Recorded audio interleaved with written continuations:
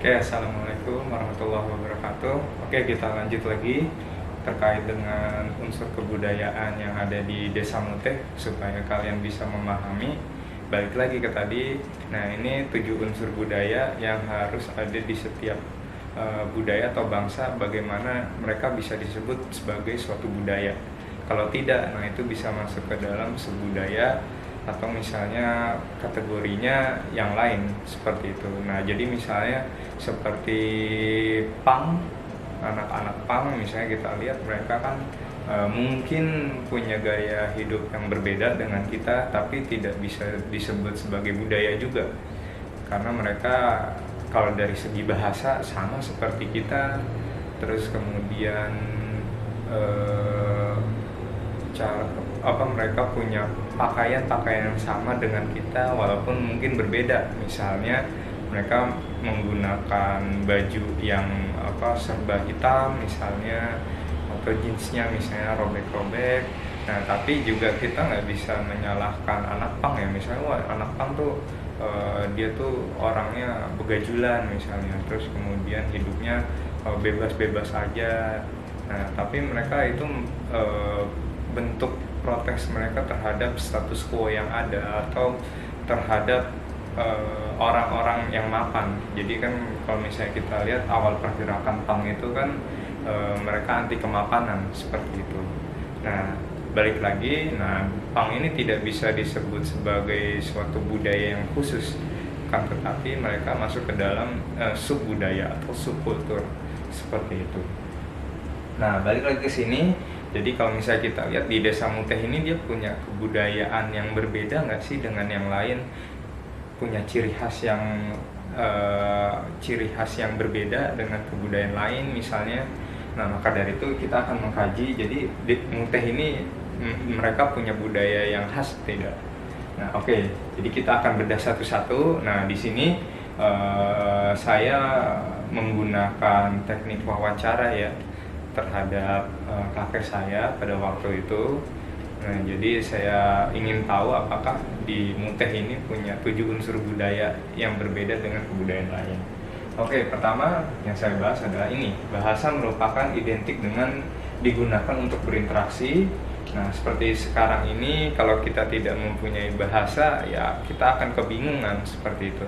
Nah, tapi nanti kita bisa membedakan lagi ya, ada bahasa itu bahasa isyarat juga termasuk ke dalam bahasa, jadi tidak mesti apa yang keluar melalui lisan atau melalui tulisan, tapi isyarat pun itu merupakan suatu bahasa. Nah, di Desa Muteh karena letaknya di Jawa Tengah, nah ini kebanyakan menggunakan bahasa Jawa ketika kehidupan sehari-harinya. Nah, sedangkan bahasa Indonesia itu digunakan juga oleh masyarakat Muteh, akan tetapi untuk kegiatan yang formal seperti pembelajaran dan upacara.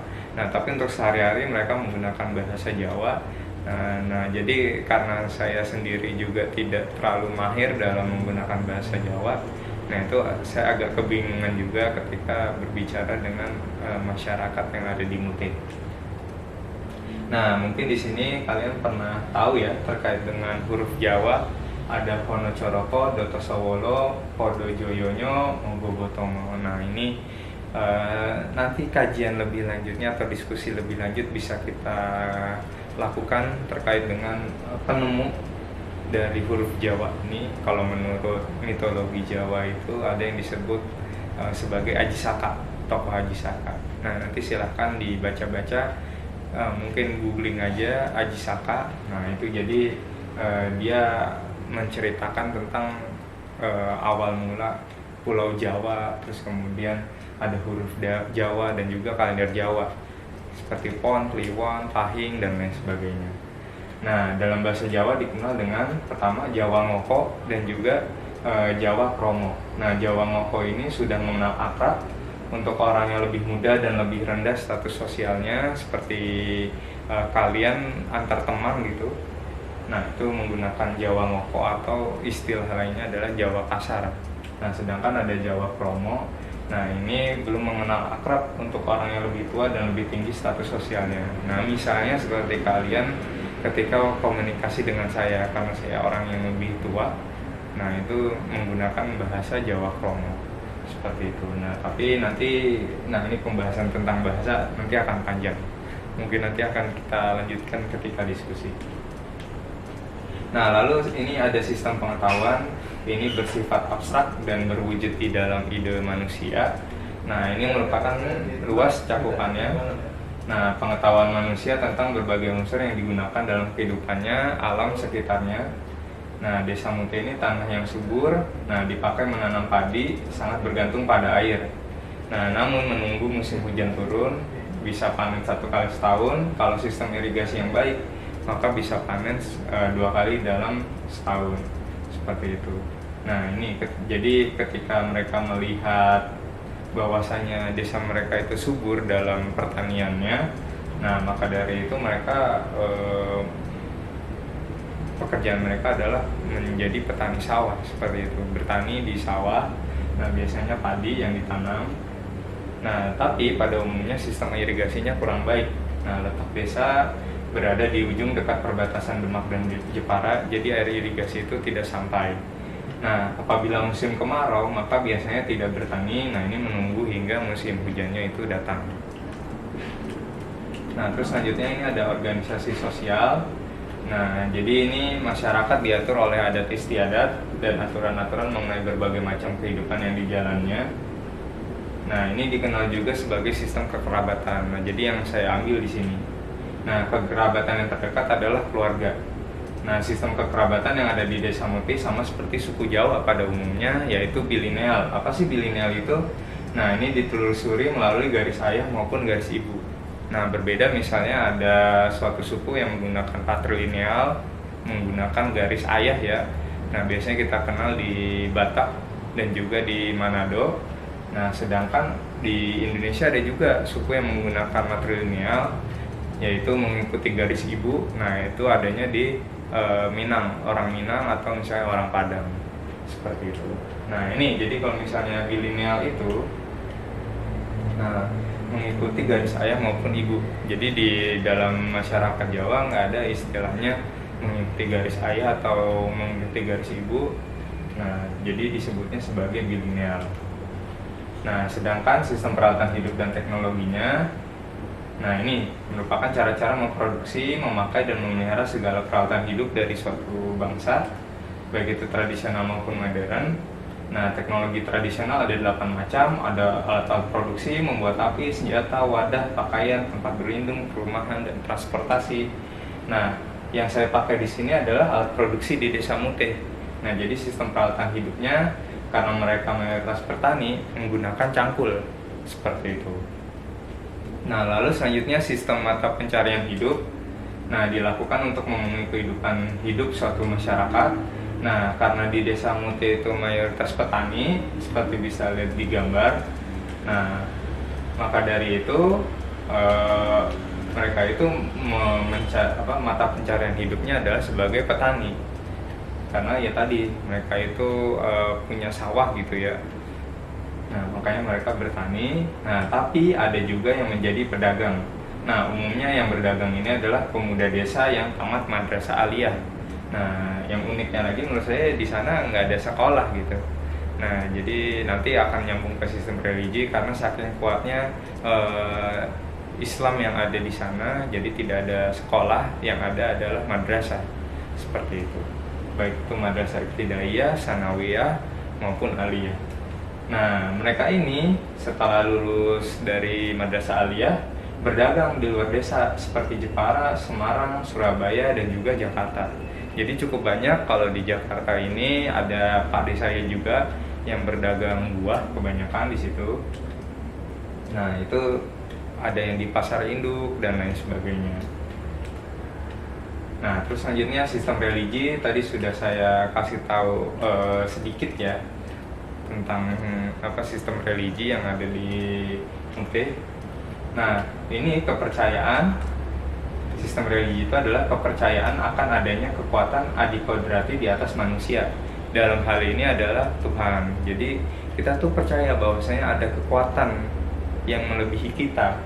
Nah, itulah kita makanya percaya terhadap Tuhan. Nah, sistem religi termasuk kebudayaan. Bener apa enggak sih? karena kebudayaan itu kan hasil pikiran manusia ya. Nah, sedangkan sistem religi itu adalah berasal dari Tuhan. Nah, jadi bagaimana nih solusinya? Apakah sistem religi termasuk kebudayaan? Nah, ini saya kutip dari pendapatnya Kuncharaningrat. Nah, agama tidak sama dengan religi. Karena agama itu adalah sistem religi yang resmi diakui di Indonesia. Kita mengenal 6, Islam, Katolik, Kristen, Hindu, Buddha, dan juga Konghucu.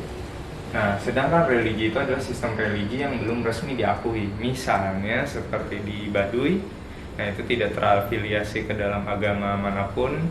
Terus juga misalnya kita tahu ada suku Samin dan lain sebagainya yang masih percaya dengan animisme dan dinamisme.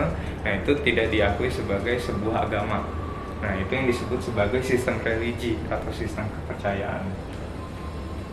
Nah, tapi di sini harus dipisahkan antara yang berasal dari Tuhan dengan manusia. Misalnya, religi yang berhubungan dengan kebudayaan dan menjadi garis pembatasnya, saya ambil contoh adalah Islam. Nah, misalnya ada upacara, ada 7 hari, terus kemudian 40 hari, 100 hari untuk orang yang meninggal, terus kemudian 4 bulanan, 7 bulanan untuk orang yang hamil. Nah, terus kemudian bangunan, misalnya masjid. Nah, karena di sini nih, ini merupakan hasil pikiran dari kita ketika adanya masjid tersebut, seperti itu. Misalnya ya kita ambil contoh yang mungkin agak ekstrim ya pemikirannya. Jadi kan Tuhan itu ketika menciptakan bumi tidak tiba-tiba langsung ada masjid seperti itu kan. Nah, di sini manusialah yang membuat masjid itu untuk melaksanakan ibadah.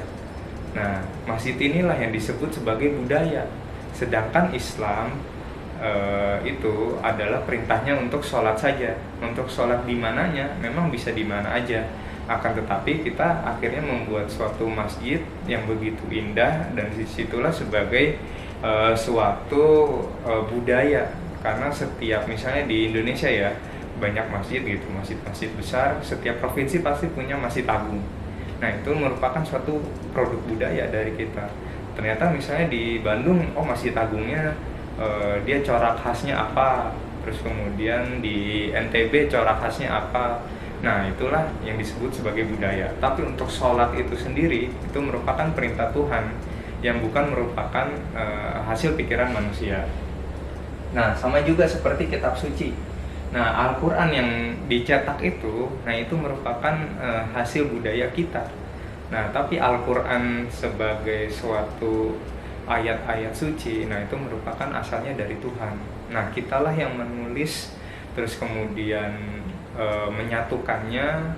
Nah, sebagaimana yang kita ketahui Al-Quran yang kita baca, nah itu merupakan produk budaya. Akan tetapi ayat-ayat sucinya itu berasal dari Tuhan. Nah, terus kemudian pakaian. Nah, ini seperti yang saya pakai, baik itu peci, terus kemudian baju koko, terus kemudian sarung, terus gamis. Nah, itu kan merupakan budaya, produk dari manusia.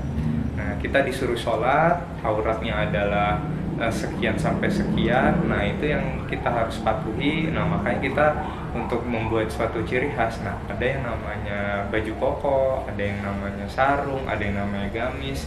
Peci juga berbeda, ada peci yang warnanya hitam, warnanya putih. Nah, itulah budaya. Tapi disuruh sholat dengan menutup aurat, nah itu perintah dari Tuhan. Nah, terus yang terakhir ada kesenian, baik itu marawis maupun nasyid. Nah, ini juga merupakan suatu produk budaya. Nah, di dalam sistem religi lain lebih banyak. Nah, mulai dari bernyanyi, terus ada kemudian patung sesembahan, menggundulkan kepala, makan bersama, dan lain sebagainya. Nah, itu merupakan produk budaya seperti itu. Nah, jadi inilah sistem religi sebagaimana produk budaya, bukan sebagai perintah dari Tuhan. Nah, jadi harus dipisahkan di situ. Nah, sedangkan sistem religi di Desa Muti semuanya beragama Islam. Nah, ini yang membedakan dengan yang lainnya ya, bahwasanya di Desa Muti itu 100% beragama Islam. Nah, menggunakan atribut-atribut Islam yang khas di Indonesia seperti sarung dan peci. Nah, terus ada baju koko. Nah, ini sebetulnya kenapa saya berpakaian seperti ini hari ini. Nah, ini untuk menunjukkan bahwasanya Desa Muti itu gambarannya seperti ini, Wak. pakaiannya. Nah, di setiap gang itu ada satu musola. Nah, ini yang menarik juga, saking kuatnya Islam yang ada di sana. Nah, setidaknya diisi oleh minimal 3 saf. Walaupun untuk saat ini mungkin berkurang ya, karena banyak warga desa yang keluar. Nah, di sana banyaknya anak-anak dan juga orang tua. Nah, terus kemudian yang mereka tahu Islam di Desa Muti itu dibawa oleh tadi Syekh Maulana Abdurrahman atau Syekh Mulono. Nah, untuk asal-usul Desa Mutih nanti akan saya ceritakan mungkin nanti ketika di pembelajaran yang selanjutnya. Nah, karena ini cukup menarik, tidak afdol kalau saya hanya menjelaskan saja di sini. Oke, nah selanjutnya ini ada kesenian. Nah, ini merupakan produk dari tingkah laku manusia yang spesifik. Nah, ini merupakan imajinasi kreatif dari manusia untuk menolong, menginterpretasi, mengerti, dan menikmati kehidupan. Nah, untuk di Desa Muti sendiri, yang sangat terkenal adalah kesenian terbang. Bukan terbang bisa melayang gitu ya. Nah, tapi adalah ini, marawis, seni marawis. Nah, ini dilakukan sewaktu ada hajatan, misalnya perkawinan, sunatan, dan lain-lain. Nah, saat ini terbang sudah jarang dimainkan. Para sesepuh di Desa Muti sudah jarang yang mengajarkan kesenian tersebut.